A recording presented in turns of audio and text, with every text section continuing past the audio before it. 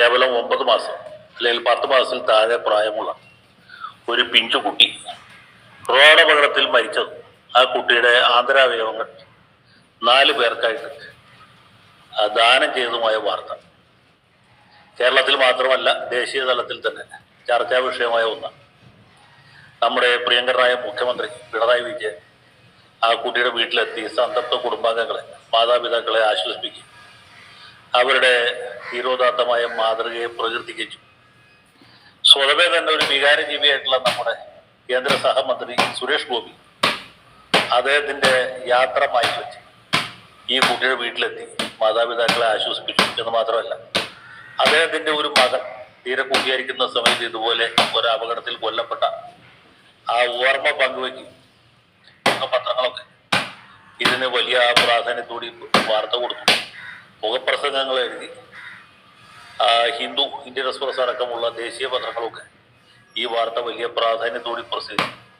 Television ചാനലുകൾ ഈ ആന്തരാവയവങ്ങളുമായിട്ടുള്ള യാത്രയും അതിന്റെ ഫലപ്രാപ്തിയും ഈ കുഞ്ഞിന്റെ മരിക്കുന്ന ഞായറാഴ്ച തോറുമുള്ള മൻ കി ബാത്ത് പരിപാടിയിൽ ഈ കുട്ടിയെക്കുറിച്ചും ആ കുട്ടിയുടെ ആന്തരാവയവങ്ങൾ ദാനം ചെയ്യാൻ മാതാപിതാക്കൾ കാണിച്ച മഹാമനസ്കതയെക്കുറിച്ചും പ്രകീർത്തിച്ച് പറഞ്ഞു.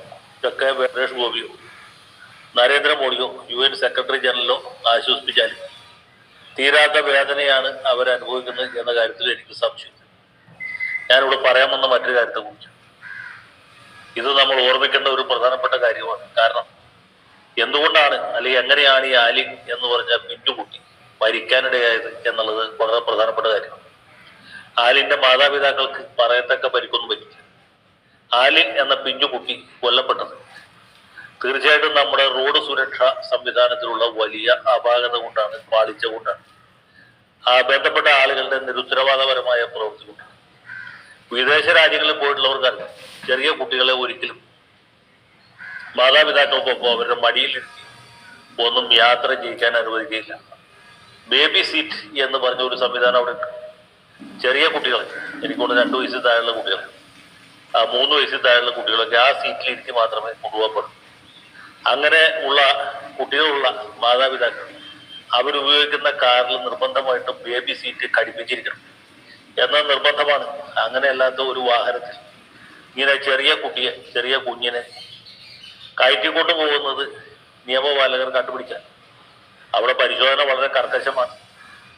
ഈ റോഡ് നിയമങ്ങൾ തെറ്റിക്കുന്നവർക്ക് കഠിനമായ ശിക്ഷ. നമ്മുടെ ഇന്ത്യയിൽ അങ്ങനെ ഒരു നിയമമില്ല. വിദേശ രാജ്യങ്ങളിലൊക്കെ ഇങ്ങനെ ചെറിയ കുട്ടികളെ, ഇത്ര വയസ്സ് വരെ ചെറിയ കുട്ടികളെ മുൻ സീറ്റിൽ ഇരുത്താൻ പാടില്ല. അതുമാത്രമല്ല, ഈ മുൻ സീറ്റിൽ ഇരുത്തുന്നെങ്കിൽ തന്നെ ഇന്ന പ്രായം എന്നുണ്ട്. ആ പ്രായം കണക്കാക്കിയിട്ട് മുൻ സീറ്റിൽ നിന്ന് ബാക്കിലോട്ട് നോക്കി ഇരുത്തണം. പിന്നെ ഇത്ര വയസ്സ് വരെ ബാക്കിലിരുത്തണം. അങ്ങനെയൊക്കെ ഉണ്ട്. ബേബി സീറ്റ് എന്ന് പറഞ്ഞിട്ടൊരു സീറ്റ് പ്രത്യേകമായിട്ട് കുട്ടികൾക്ക് ഇരിക്കാൻ വേണ്ടി അതിൻ്റെ ഷോറൂമുകൾ തന്നെ ഉണ്ടെന്നാണ് വിദേശ രാജ്യങ്ങളിൽ. അപ്പോൾ അങ്ങനെ ഒരു നിയമമുണ്ട് അവിടെ. വെറുതെ മടിയിലോ അല്ലെങ്കിൽ സീറ്റിലോ ഇരുത്തിയിട്ട് യാത്ര ചെയ്യിക്കാൻ പാടില്ല. ഇത്ര വയസ്സ് വരെ ബാക്ക് സീറ്റിൽ, ഇത്ര വയസ്സ് വരെ ഫ്രണ്ട് സീറ്റിൽ, ഫ്രണ്ടിലേക്ക് നോക്കി ഇരിക്കാൻ പാടില്ല. അത് ബാക്കിലേക്ക് നോക്കി, ഫ്രണ്ട് സീറ്റിലാണെങ്കിൽ കൂടിയും ബാക്കിലേക്കായിരിക്കണം അതിൻ്റെ ആ ഒരു ഇത് വരുന്നത് എന്നൊക്കെ. അങ്ങനത്തെ കുറേ നിയമങ്ങളുണ്ട്. നമ്മുടെ ഇന്ത്യയിൽ അങ്ങനെ ഒരു നിയമമില്ല, റോഡ് സുരക്ഷാ നിയമം. അതുകൊണ്ടാണ് ഈ പിഞ്ചു കുഞ്ഞിന് ഇങ്ങനെ മരണ അന്ത്യം സംഭവിച്ചത്. കഠിനമായ ശിക്ഷ.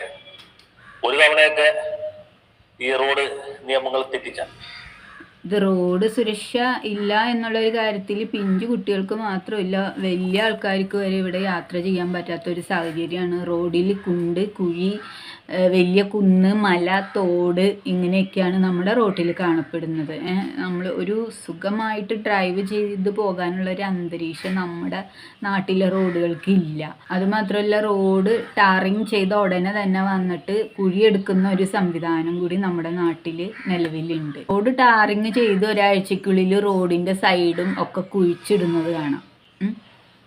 വല്ലാത്തൊരു അന്തരീക്ഷമാണ്. നമ്മുടെ റോട്ടിൽ ഒരു സുരക്ഷയില്ല, ഇരുചക്ര വാഹനങ്ങൾക്ക് ഒട്ടുമില്ല.